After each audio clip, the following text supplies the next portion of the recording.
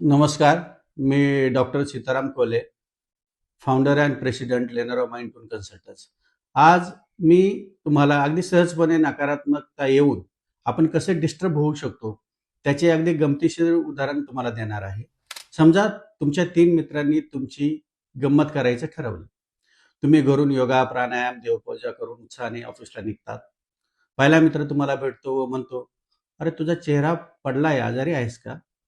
थोड्या वेळात दुसरा मित्र भेटतो व तो म्हणतो, "डोके दुखतंय का तुझं? तू दररोजसारखा फ्रेश दिसत नाहीयेस." तुम्ही कन्फ्यूज होता. तुम्हाला निगेटिव्ह फीलिंग यायला लागतात. तेवढ्यात तिसरा मित्र भेटतो आणि म्हणतो, "अरे, तू आजारी वाटतोयस. आजचे दिवस आराम तरी कर." काहीही झालेलं नसताना तुमचे डोके दुखू लागतं.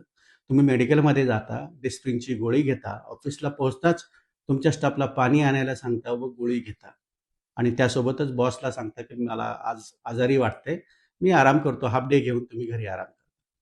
पाहिलंत, अत्यंत नसणाऱ्या छोट्या गोष्टींमुळे आपण डिस्टर्ब होतो. म्हणून आपण या गोष्टींचा लक्षपूर्वक विचार करून आपण स्वतःला डिस्टर्ब होऊ न देता फ्रेश राहण्यासाठी काही उपाययोजना करायला पाहिजे. धन्यवाद.